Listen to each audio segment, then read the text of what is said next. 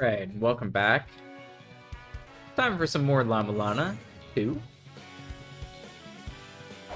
When we last left off, we killed Hell. And so now we're pretty much at the end. We're going to go to the last area of the game.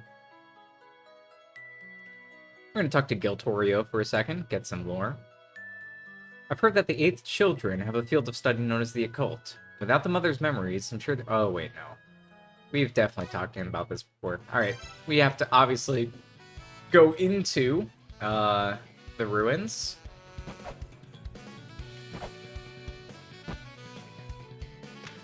You have anything to say, Zelpud? No, he's like, this is totally normal. Nothing to worry about.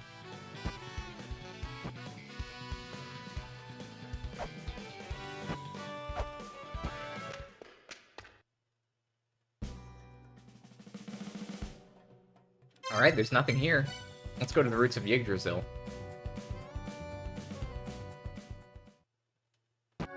Anything here? No? Alright. Alright, looks like we're all good then. Nothing to be concerned about here. I think the thing that we're forgetting to do is to go back to the Eternal Prison and to align the Corridor of Blood. Because last time we were here, you know, we couldn't align it.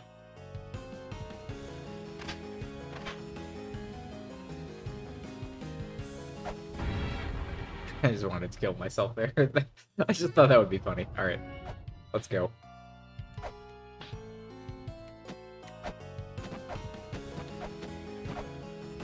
Oh, this is not gonna work.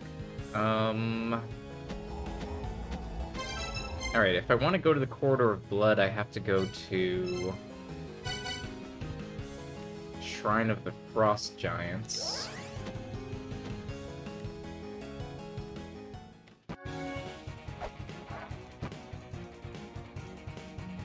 Unfortunately, this has become, like, the most convenient work point, because I, got a little ahead of myself, aligning the corridors. So the most convenient way, which was Valhalla, is now locked.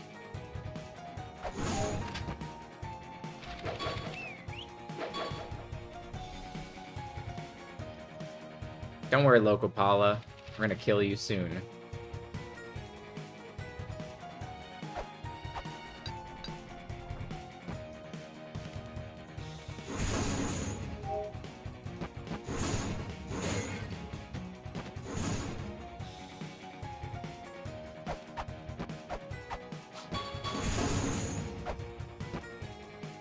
I suppose I could memorize this. I don't think I'm gonna have to come back here. But I'm pretty sure I don't have to go back to the Icefire Treetop.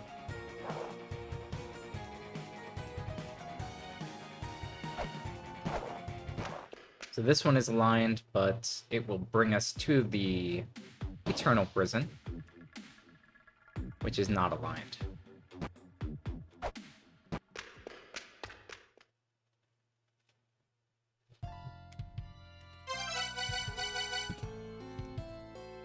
Oh, and now I have all of the 6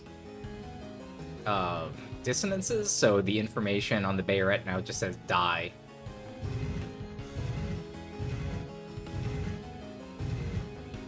Wait.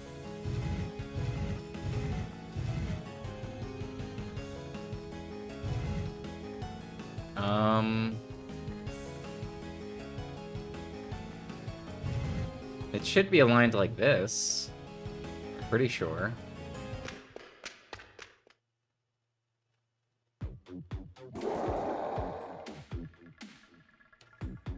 Okay. Now there's blood. Do I have to enter it once to make the blood appear first? There we go.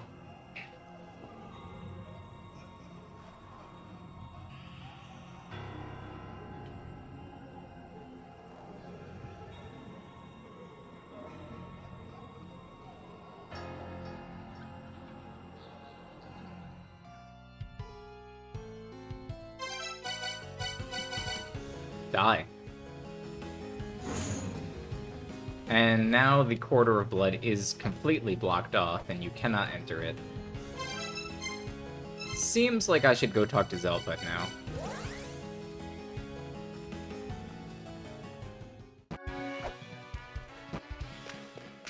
I've got a really angry Bayret. You don't care about that? Alright. How about in the roots of Yggdrasil? Here we go. So now there's like crazy lightning going on in the background.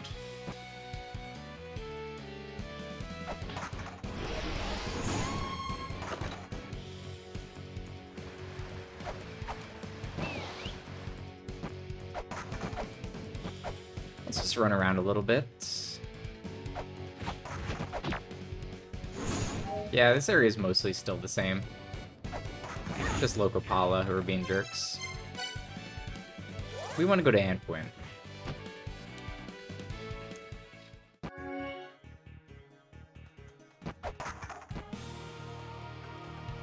See, and there's the crack. The crack that lets you know how to align the map. That's also now glowing red.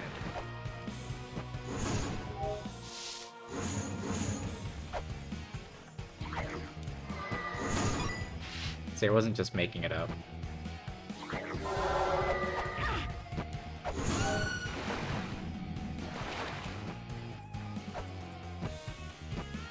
Okay, so now we want to call the end, starting with the Prophecy of Missing.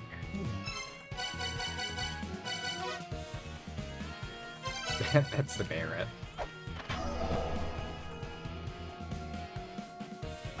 No?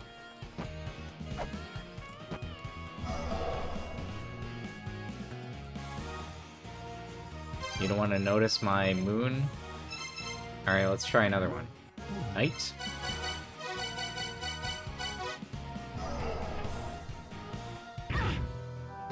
Oh.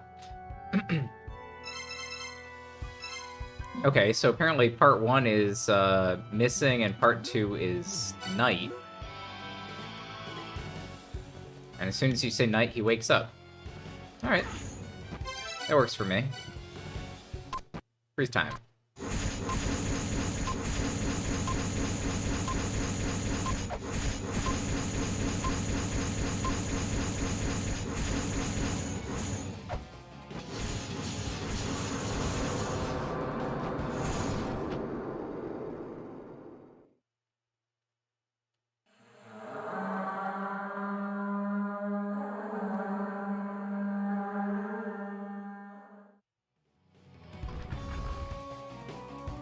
Sorry, Heimdall. I know that was a little bit anticlimactic considering you were sitting here all game.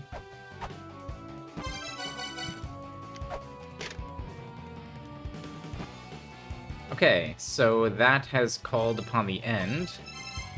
Let's see, part 3. See the red star that grants a wish that is howled at the final gate. Alright, so wish and howl. Wait, I need the mantra up.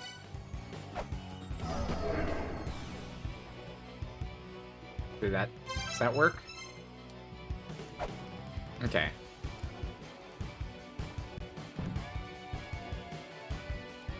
You know, now that I think about it, part 1, this is the thing that tells you to play the moon mantra at everywhere Ratatoskr is. It says, don't let the squirrel Ratatoskr get away. No place it visits is to be missing. So that's how you know you're supposed to use the moon mantra, which is also the missing mantra. Oh, alright. Maybe I didn't understand this puzzle. Alright, so what is this one? The Alfir saw the world at the end, the fall of the mighty, the inhabitants scorched away by conflict, Yggdrasil awakens, saw the red star that grants a wish that is howled at the final gate. So, I think that says go to the final gate and use wish and howl. I mean, that's how I would interpret it.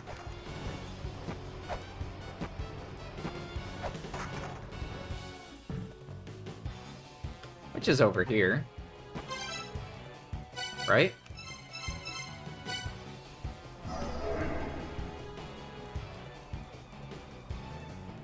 No? Am I wrong? I have to get up there somehow?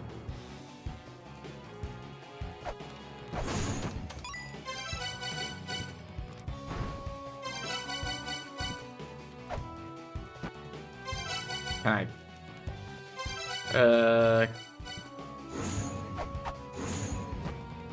Surprisingly, that thing doesn't attack me. That's interesting. Oh, there we go.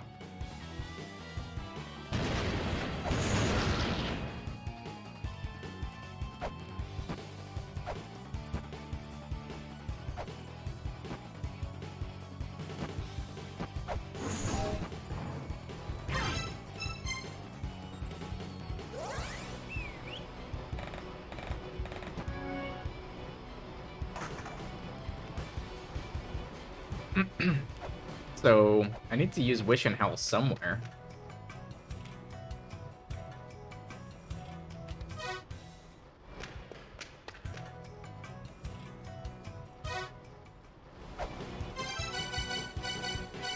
Let me see. Where would that be?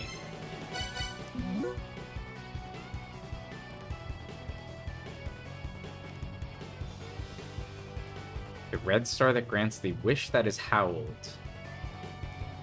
It seems clear that I'm supposed to use this, to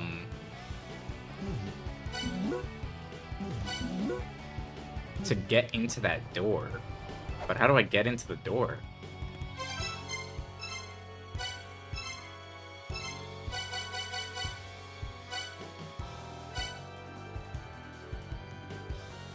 Okay,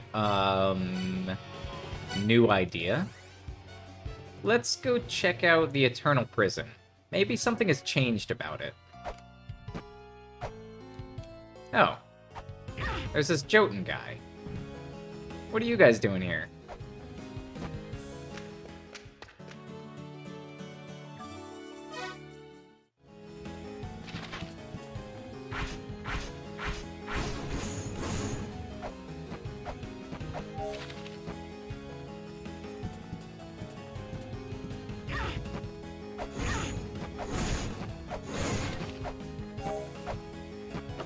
Yeah, so we got the chip for Jotun at some point.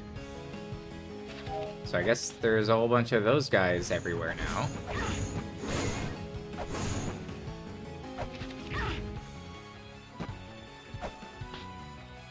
So that's cool.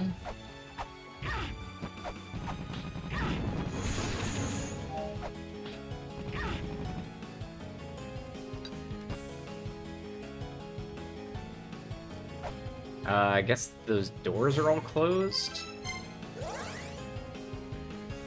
Except for the fake gates. The fake gates are still there.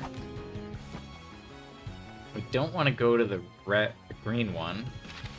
Let's go to the red one.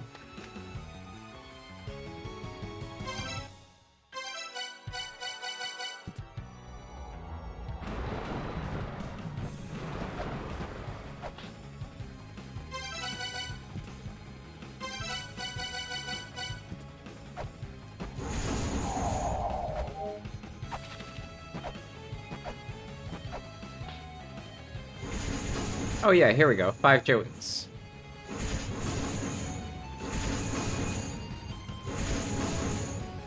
Why does 5 Jotuns matter? Well, the prophecy has a picture of 5 Jotuns here. So let's go ahead and try here. No? Have to kill these things?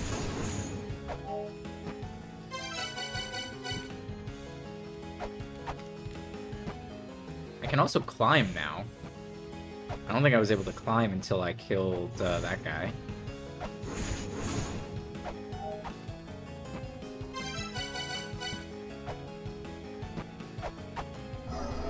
So maybe I'm supposed to use this somewhere.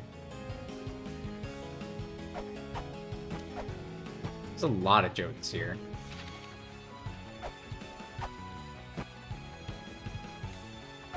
Here?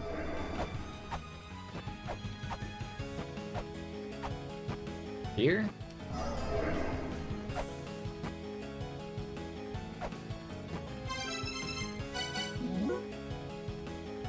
A place where the inhabitants are scorched away by conflict. I mean, that sounds like the immortal battlefield to me.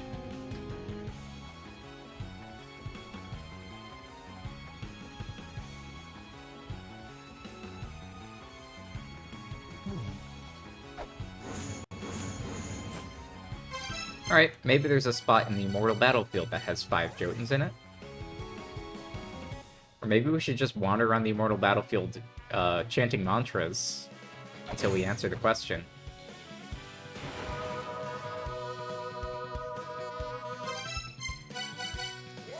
I think both are good options.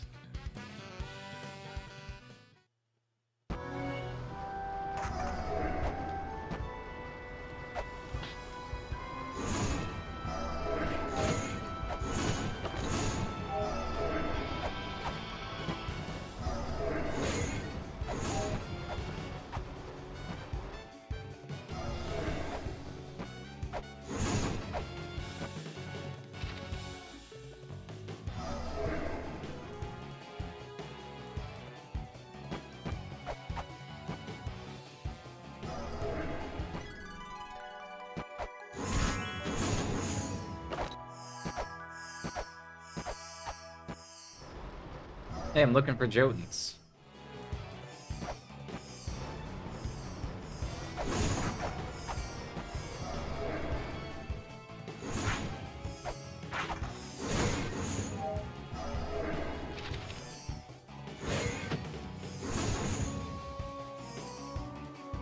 Can't forget that there's still death traps, though.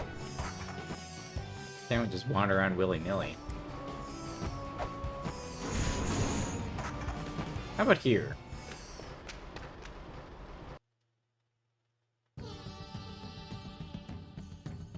Is he playing new music?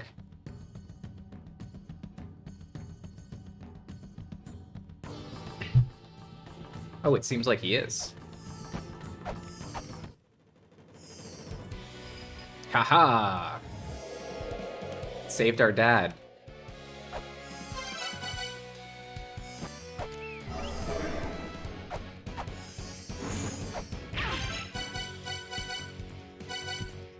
Hey, that looks pretty good up there. What's that?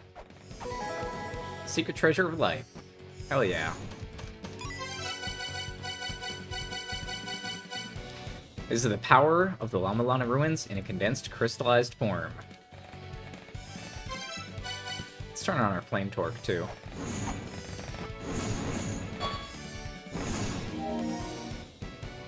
Okay, we actually... I guess we do want to go to the right. So we can't climb out.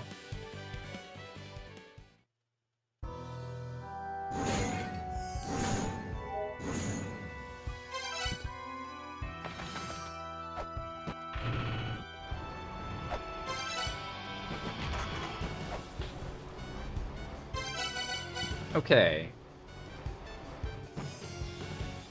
One more thing completed.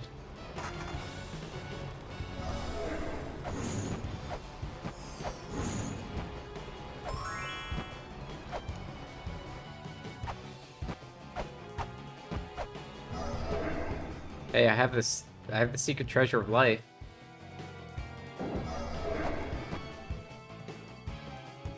No? Alright, we need a number 9 door.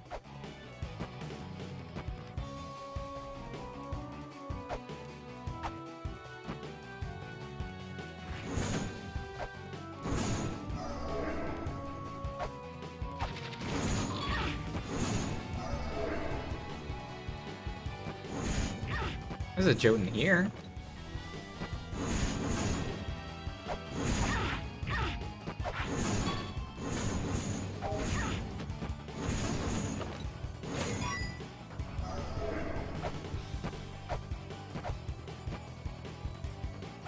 There's a Jotun.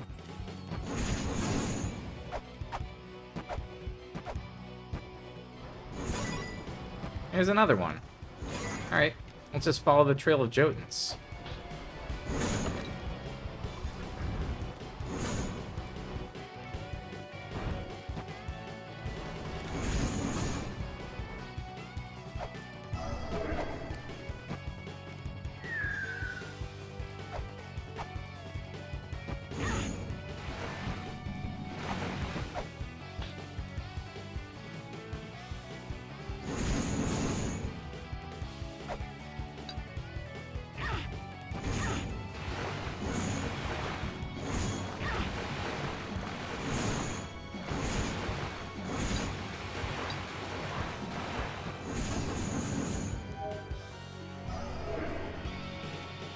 maybe? I think I killed 5 Jotuns exactly. Not good enough? Maybe the number of Jotuns doesn't matter.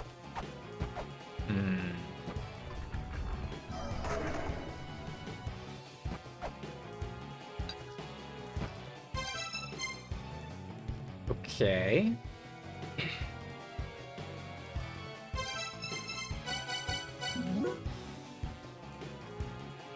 The inhabitants are scorched away by conflict. The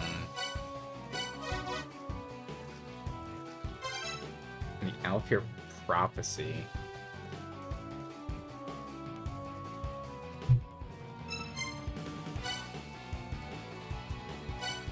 Scorched by conflict. Valhalla?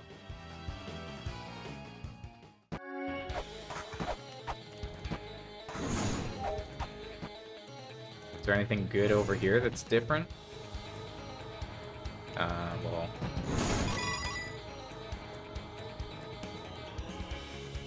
Not seeing any Jotuns here.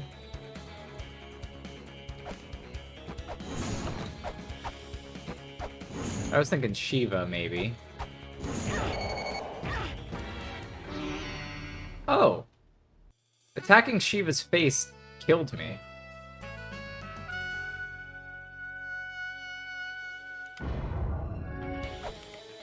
I don't know if I've ever died from that one before. Is that a thing? Maybe I should try casting it on Shiva's face.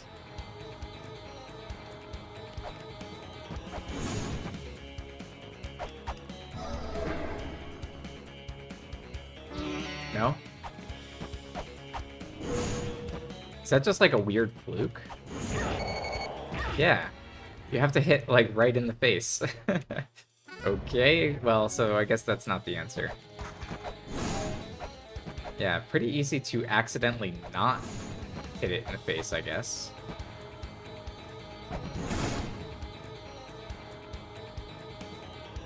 Can I check out this boss room?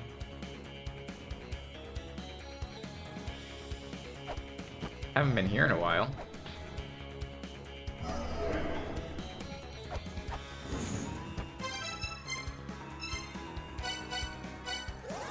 Burned away? Could it be the Icefire treetop?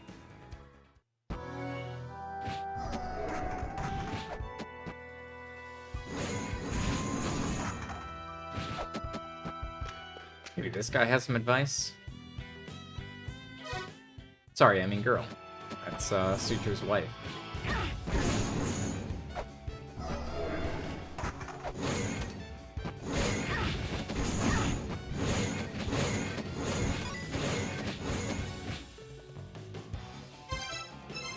So one thing we can do while we're here is I think we can check out these things here. Oh yeah, this is the developer bonus info. Death Village was Nigoro's first Flash game.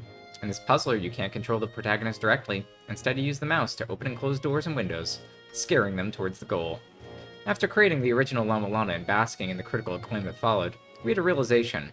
What if we use the internet as a medium to sell our titles? This title was the first we released under the Nigoro name. At this point, we weren't making games with the player in mind, so the controls and the mechanics they support are tricky to come to grips with. Unsurprisingly, it failed to resonate with browser game players who are used to less demanding games. We started with a core idea, a game that could be expanded with the creation and exchange of user-generated stages for infinite replayability. But the path to the finish line was a long one. The way I remember it, we rushed to get the game out in May to coincide with the announcement of La-Mulana. I still remember struggling to choose the design. Now that I could use full color after only creating things in retro video game style graphics up until that point. But Nigoro's first title was a rip-roaring success. Well, if being adequate in its own way counts as success.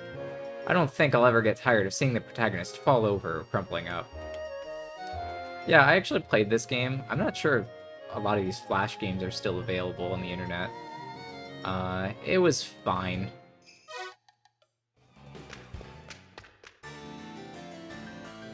Nigoro's second Flash game, it's a slapstick fighting game where you swipe the mouse to smack your opponent. Our previous title was convoluted, so we approached this game with accessibility in mind, hence the one-handed mouse control scheme.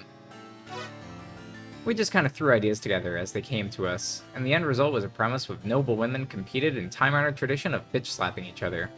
That and the story that followed from it may have made it a hit. At that time, most people knew us for this game rather than La-Mulana, making it a sort of bastard poster child for the studio. The backend was streamlined, which made it possible to add extra story routes and characters with a simple data swap. So we started taking any opportunity we could, a new La-Mulana promotional tie-in or anything else, to add to our spin-off lineup, starting with Rose and Camilla 2. We had plans for a smartphone game that came and went twice. We even drew up the characters and story for Rose and Camilla 3, but never saw the light of day, which is a damn shame because I was looking forward to laying the double slap mechanic on the world. Yeah, this would have been a good phone game, I think. You sort of swipe and you have to time your swipes to slap them before they slap you, and make sure they don't block or whatever. That game was actually alright as a game goes. Nigoro's third Flash game was a wickedly simple game where you follow behind a moving truck and jump over stuff that falls out. The girl the protagonist loves is in the truck, and he's chasing after her as she moves away because he can't bring himself to let her go. It's an adorable premise that I can't see Nigoro doing today. We set out to create a Twitch runner and shoehorned in a story and premise after the fact. The previous two titles had been bigger time sinks than we had anticipated. Our solution was to put out projects in short turnarounds, but consistently, the first of which was this game. However, along the way, the simple project somehow ended up having a hidden ending. This game is a score ranking system which we hoped would engage players longer and add more deeply. Day after day, the leaderboards would refresh with scores higher than anything the development team had ever seen. In fact, some of the scores were so high that they defied logic. Still, the white-hot battle at the top place had us on the edge of our seats. This bite-sized game stands in the most simple in Nigoro's storied history of game development. It's why I can revisit it over and over. It's always fun. I distinctly recall the moment of clarity when I thought to myself, wow, I can make games that don't have to be La-Mulana-sized epics. Yeah, this game was fine. I fooled around with it for a few minutes at some point. Space Capstar 2, Nigoro's fourth Flash game. Take asteroid-style momentum, spaceship-based controls, and add walls so you need to avoid colliding into. And make it playable with a mouse. This was in development alongside Lonely House Moving, and had the same short turnaround philosophy behind it. Or it did until our perfectionism got the best of us, and it somehow ended up with 15 stages and unique elements for each of them. Truth be told, this game was completed before Lonely House Moving, but the results of the original draft left much to be desired. Back then, it was a slow-paced, methodical game about advancing through a labyrinth. So we asked ourselves, what should we tweak to make it interesting? Heck, are there any interesting elements that should be kept in? And that's when it hit us. What could be made more entertaining than losing control of the spaceship and having it slam into walls at high speed? So we had almost tangible velocity to the mouse inputs, and from that emerged a game about slamming into walls hard and fast. The new focus on playability paved the way for a very advancement of mankind, for an exemplar of our species, yet appeared who was able to reach the goal at high speed without crashing even once. We were ecstatic that we nailed the balance between easy to pick up and play and difficult to master. And definitely agree with that. This game was very tough. You slam into walls very frequently because your ship is just out of control.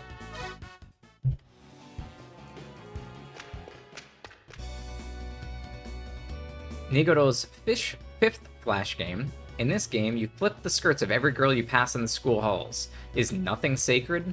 The skirt flipping action is mapped to flicking the mouse upward. Precise mouse movements are required, but the stage scrolls at lightning speed, making for extremely demanding game. But maybe that messed up approach is just the ticket, because this title went on to be a poster child for Nigoro, right alongside Rose and Camilla. Nigoro had the dumbass niche covered. People of certain age will remember how flipping skirts was a mainstay of anime and manga at that point. We got a bit carried away with that and ended up having a classic anime song played during the bonus and ending segments. And then we got swept off our feet and disappeared right up our own asses when it came to the English version, which came complete with translated vocals. We thought we would have to change the setting for the international release as high school girls are considered children abroad, but hey, all's well that ends well. I made a point of allowing the player to choose their preferred style of panties alongside difficulty, despite the fact that this has no bearing on the gameplay itself. This was a calculated move, made in full knowledge that the streamers that stream and upload videos of their specific panty preference. Yeah. So, this game was actually also pretty fun, and I think this would have made a good phone game due to the swiping nature of it. And you can certainly see there's different panty styles for the girls. It's a little bit hard to see in the screenshot, but in the top screenshot at the bottom, there it looks like 8 or 9 styles of underwear. It was actually a pretty fun one. Yeah, I tried a lot of these games after playing La-Mulana. Nigoto's 6th Flash game, a shooting game that plays itself out on a fixed screen where you destroy the walls. You control your unit with lateral mouse swipes. The unit tilts depending on the speed of its movement, altering your firing angle. Projectiles rebound off the edges of the screen, allowing you to take enemies down diagonally or even from behind. This game was supposed to be another simple, short turnaround project, but our creative juices were just running dry at the time. Then we had the idea to mix and match multiple games, so we included power-up that increased the number of projectiles you could fire. Couple that with the fact you could kill yourself with a rebound fire and throw an enemy chain explosions into the mix, and you had what we considered a fine blend of breezy action and nail-biting tension. But it only took one death to throw the player off their game, and the lack of continues added insult to injury. The simplicity of the game's design had us throwing moderation out the window again. If I remember correctly, we made 50 or so stages or thereabouts. I don't remember the exact figure. We never heard of anyone clearing every stage. The stage count and challenging gameplay simply make it impossible. It's also above, in a way, the most generic-looking title that Nigoto has put out, keeping it from the streaming spotlight. Whether anyone's even seen the last boss or let alone beat it is a mystery to us, and will probably stay that way. One thing's for sure, though. It was an experimental title where everything from the music to the graphics were unlike anything we'd worked on before. Yeah, I 100% agree. I don't even remember this game. It looked forgettable, and it probably was a bit forgettable. Nigoto's 7th Flash game, breaking with convention, this game wasn't announced on Nigoto's site and was one of our first commission projects. This is a future development company. The project was built around a key phrase, temporary engineers. From that emerged the premise of solving space-related issues with temporary personnel. At its core, it's a town-building simulator, but we took pains to avoid mind-numbing downtime. The time limit and enemy interference make for a pretty harrowing game.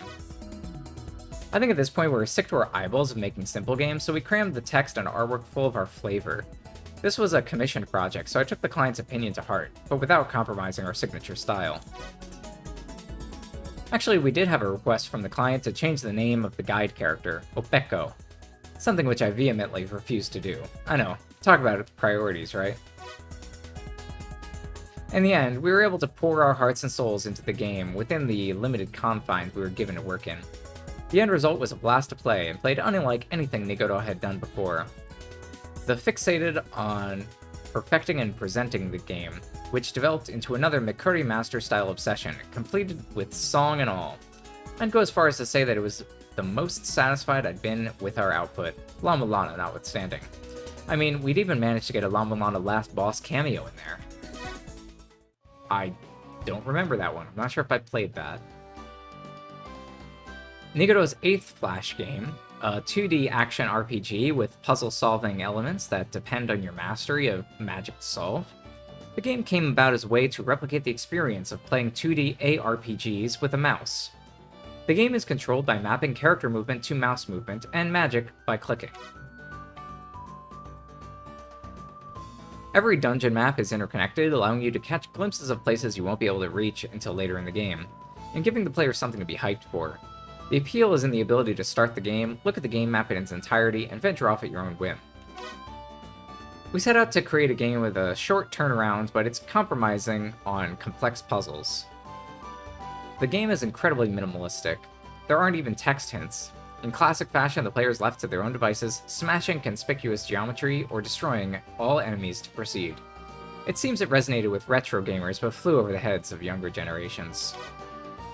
This game was subtitled The Philosopher's Pebbles, and was intended to have a subtitled follow-up entitled, what else, The Secret Room. The game was supposed to be one of the short turnaround projects, the idea being to repurpose its underlying system for another scenario. But the base data creation turned out to be far more time-consuming than we first imagined, and the development of La-Mulana Remake gearing up, the project was ultimately shelved.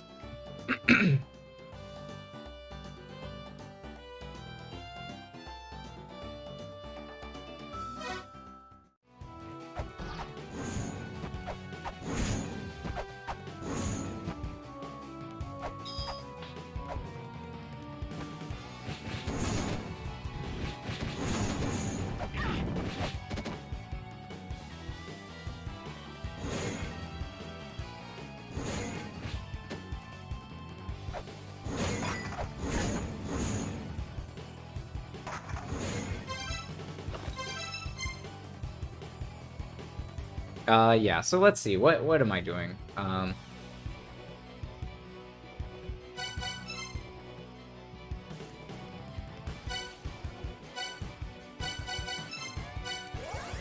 pretty sure we're supposed to be in the Immortal Battlefield.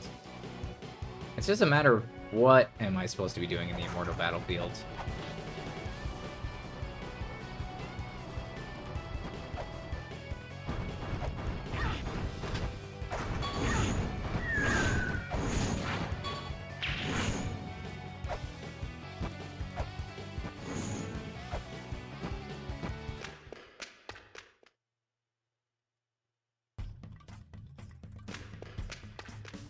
Yeah, like if I go to the Gate of the Dead, they just play the normal Gate of the Dead music. Here they play crazy music, so... and all this crazy stuff's going on.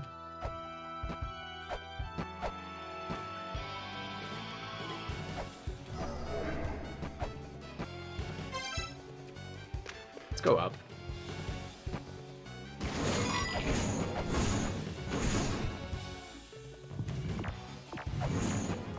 Yeah, and the music is carrying over from area to area. As long as we stay within, like, Anfuin, the Tree of Roots of Yggdrasil, and Immortal Battlefield.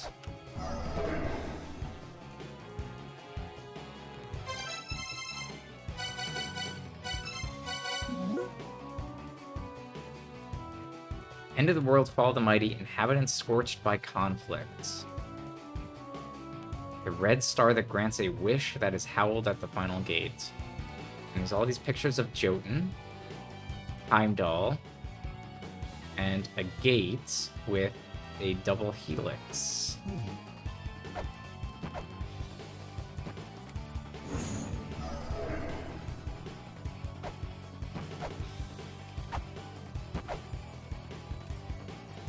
Maybe we can go talk to the Fairy Queen and get a hint?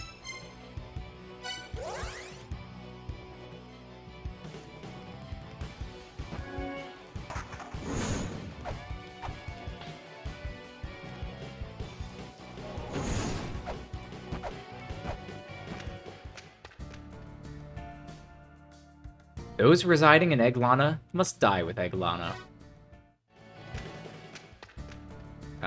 I guess.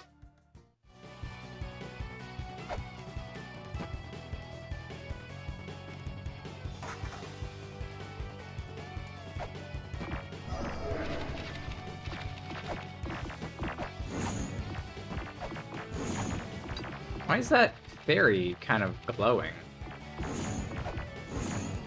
Did they deactivate? Are all the arrow shooting things deactivated now? I mean, that'd be kind of cool.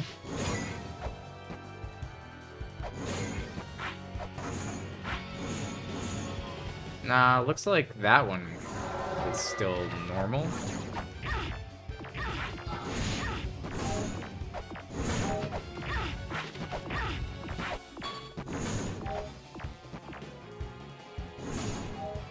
Huh.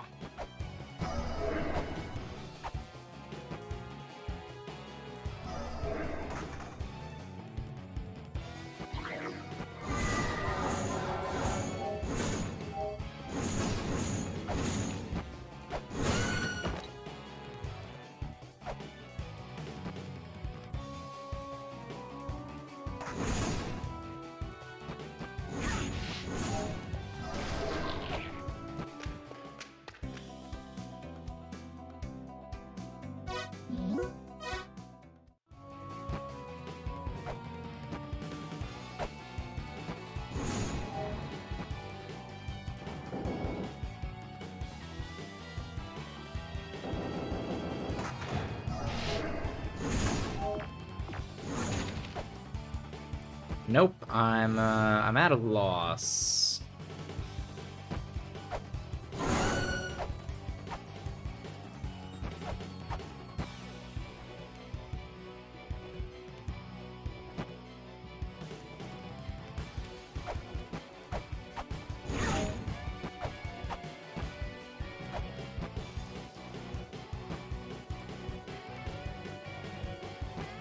It seems like what I should do is go to the center of the red star, formed by the cracks.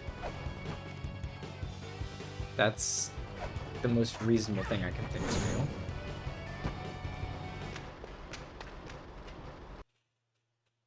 do. I've already gone here.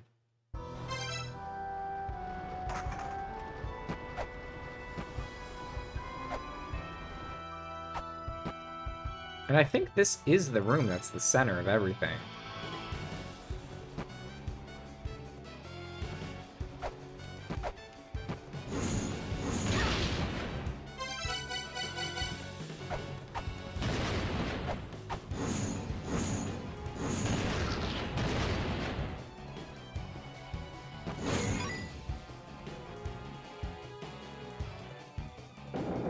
That thing right there. Okay. That's part 4.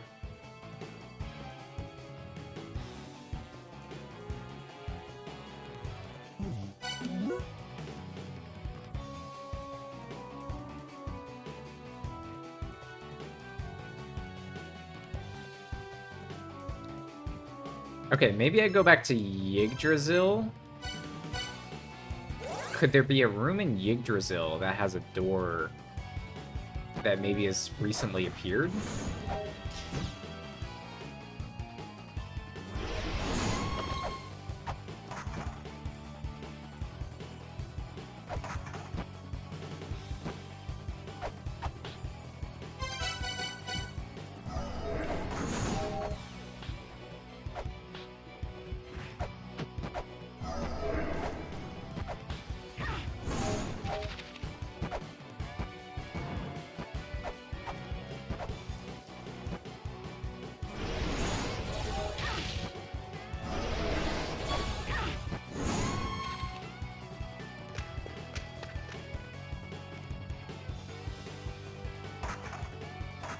Okay. Alternate entrance to the Immortal Battlefield. Maybe here?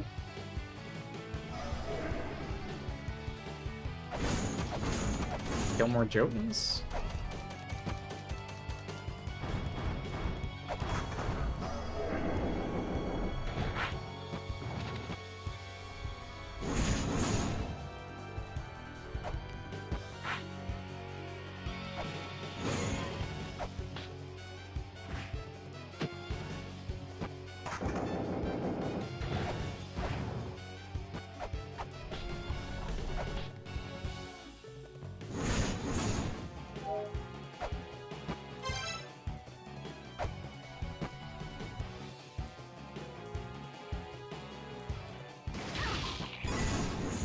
Yeah, so this is the midpoint of the 6-pointed star.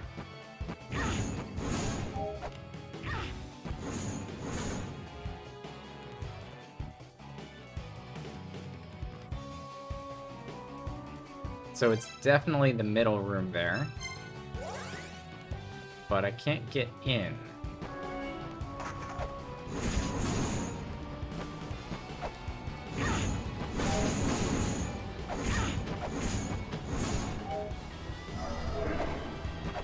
Moberg, tell me how to get in.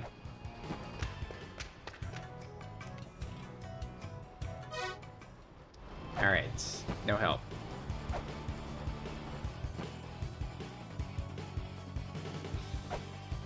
Can I kill more Jotuns?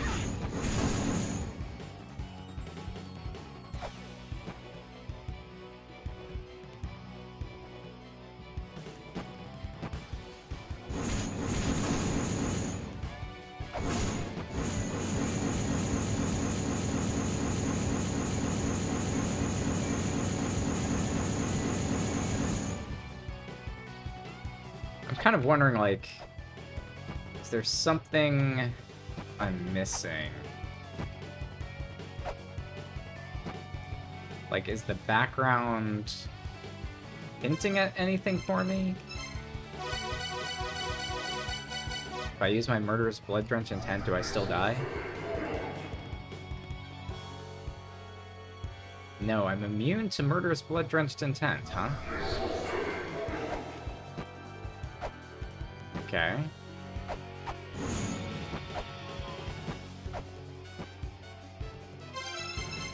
So I guess that's good.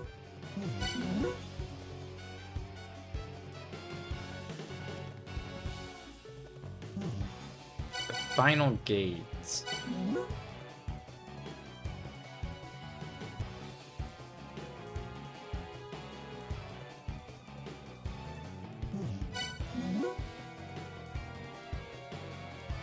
The child's heart is the final gate. Okay.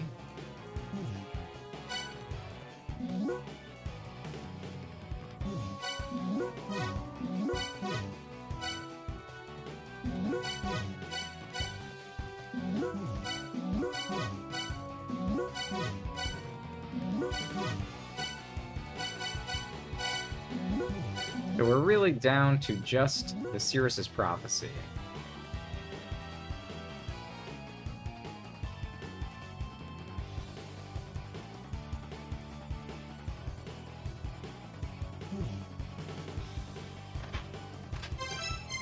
Alright, I'm gonna go ahead and look in Eternal Prison again.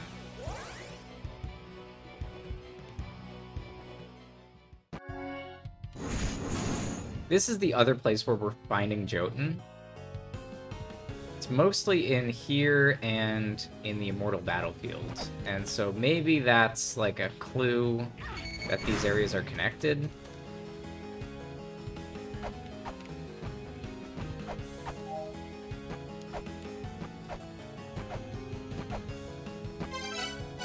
Probably should take off my flame torque while I'm here.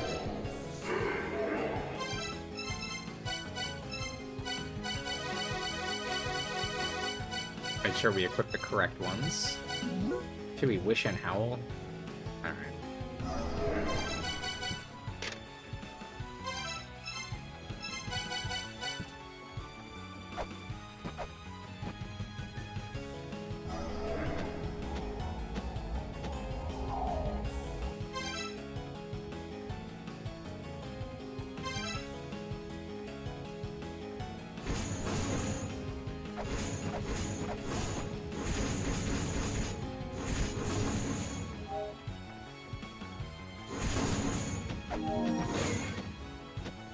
There's no door here, huh?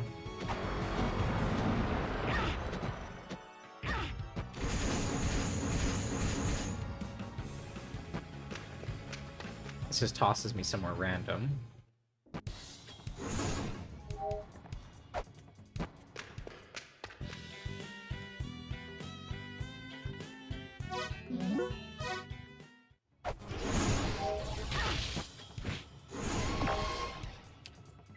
Can we get clues from some of our friends?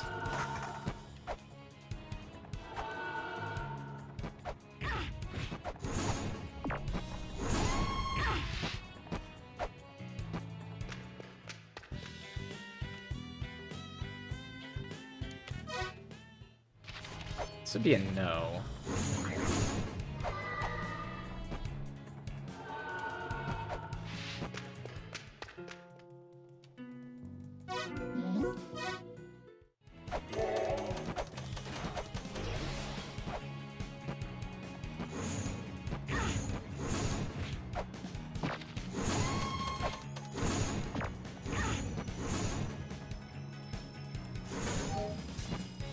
Yeah, so nobody here is being helpful. There doesn't seem to be any Jotun here. The overall impression I get is that this is not where I'm supposed to be. Same thing with Icefire Treetop. Actually, Icefire Treetop does have this music. So I guess it might be somewhere in Icefire Treetop. And they have the Jotuns too.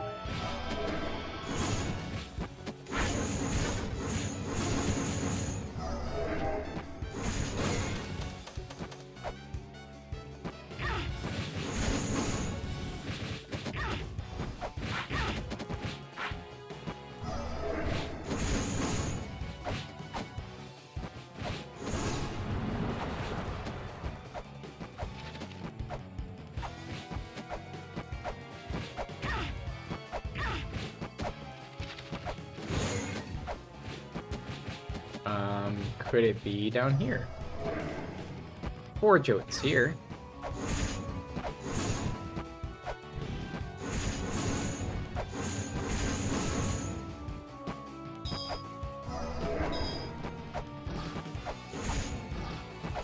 Scorched by battle? Is this place scorched by battle?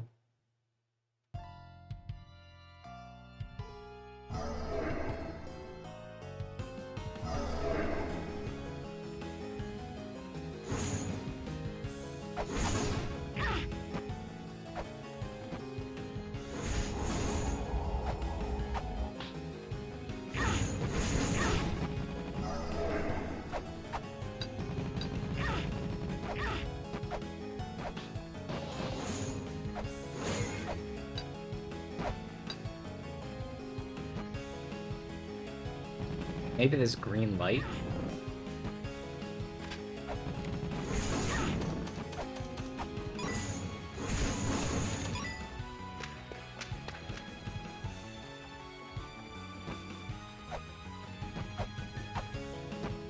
Just brings me here.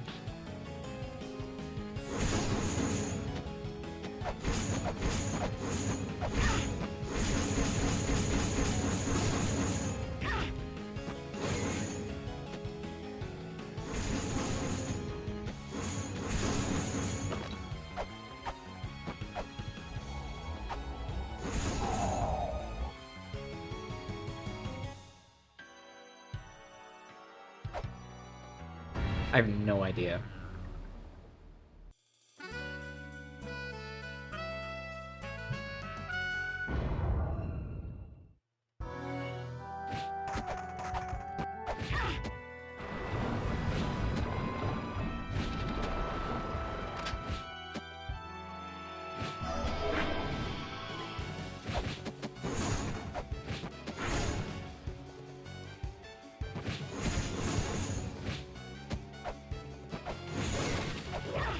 Go read this prophecy.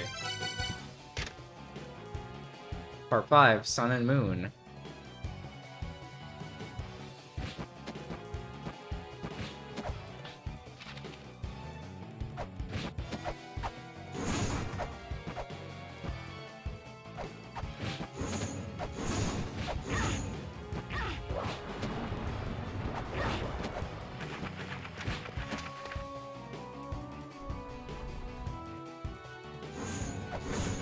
Still haven't opened this thing.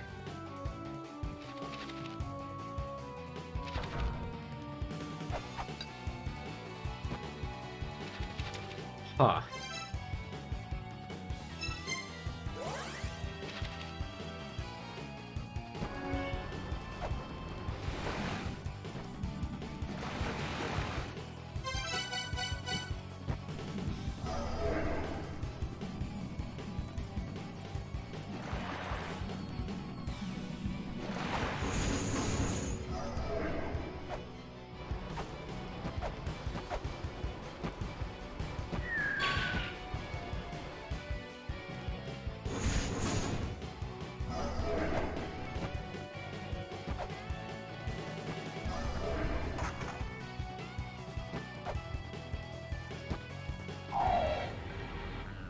Does vaporize ourselves?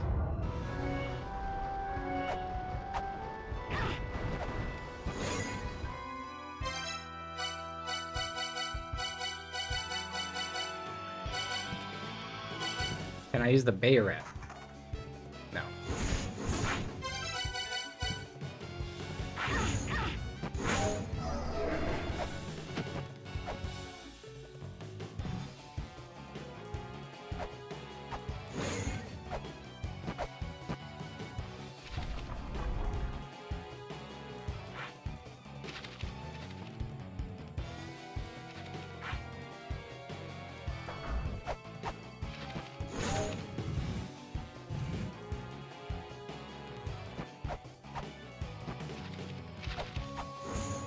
I don't know why I wanted to do that. I just wanted to open that thing.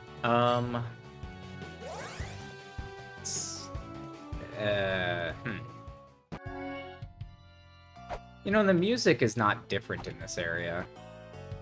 That's like kind of, I guess, a hint that maybe this is not where I'm supposed to be.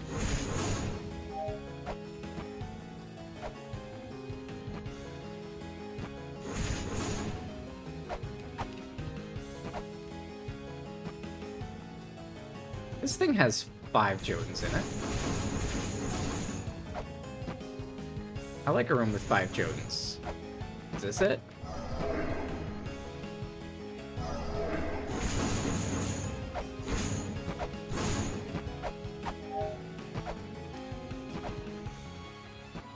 Just because the picture has 5 of them. So I'm trying to piece together... There's 5 here. Is that a coincidence? This door?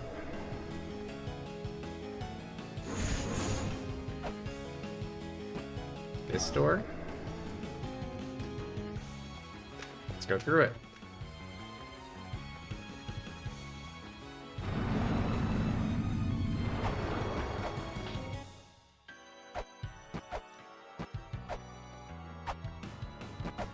This door?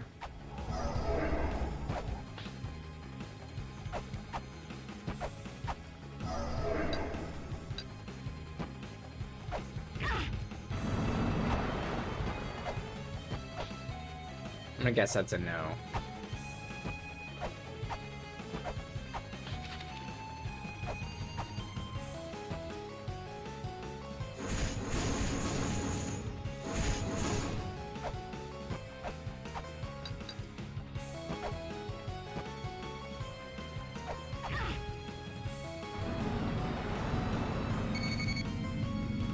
Huh.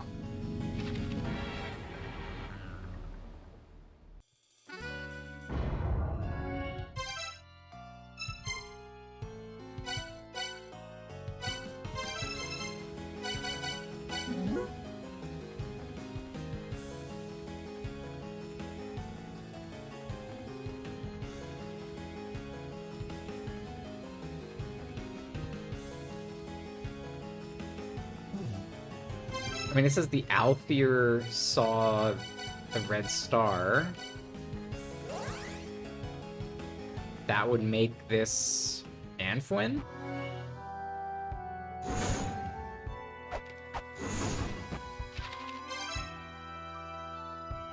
But where in Anfuin?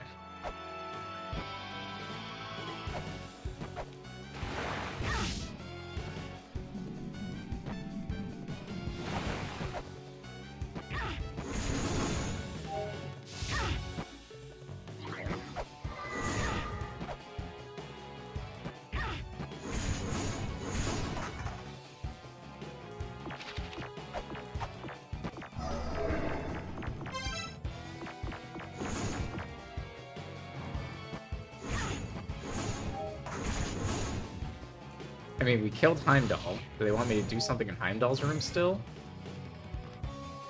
Do I use Murderous Blood-Drenched Intent in Heimdall's room?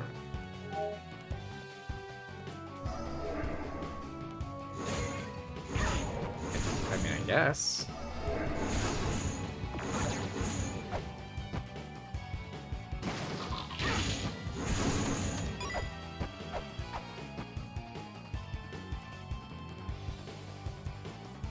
Oh, I see those sparkles at the bottom. Those are representing the crack. Just in areas that might not have a visual indicator that there's a crack there.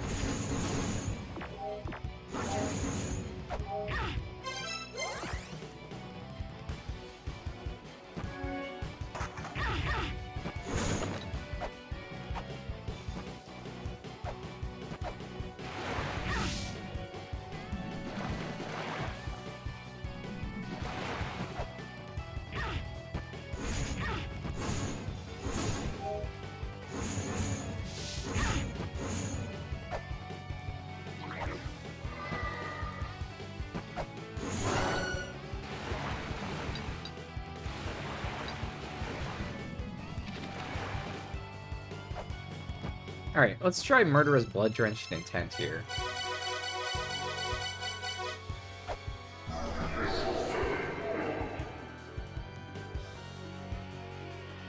Yeah, we're not ready for that.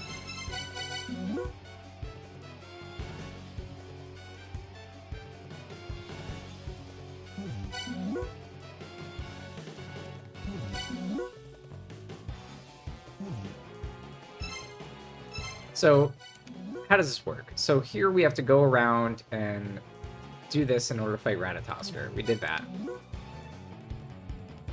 Then what we have to do is unleash the Jotun by using Night at Heimdall.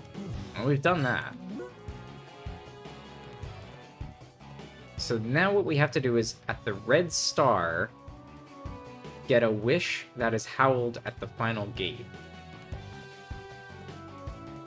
In Yggdrasil, or in somewhere where the inhabitants are scorched away by conflicts.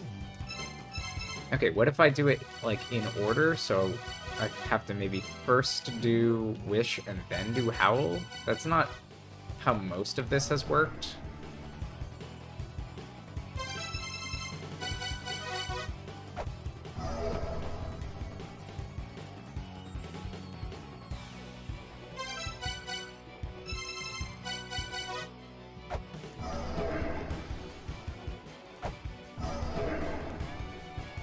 Huh. Okay.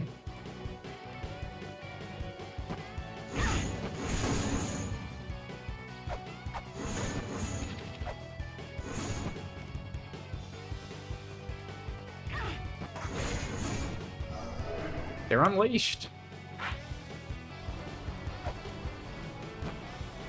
Yeah, I don't know what to do about this.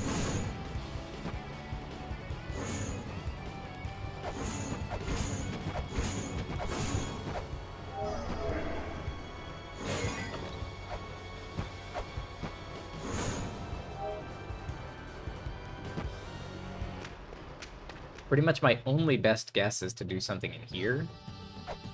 But we already did something in here.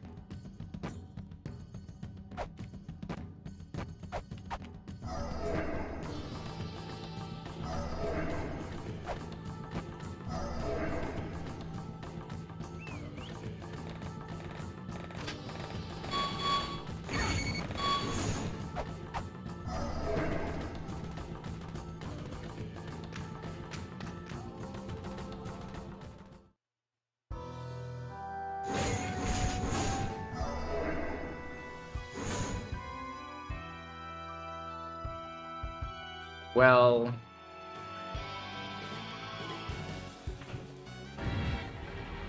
yeah, I got no clue. Alright, I think that's going to be enough for now. Maybe I'll have to think about it and come back next time.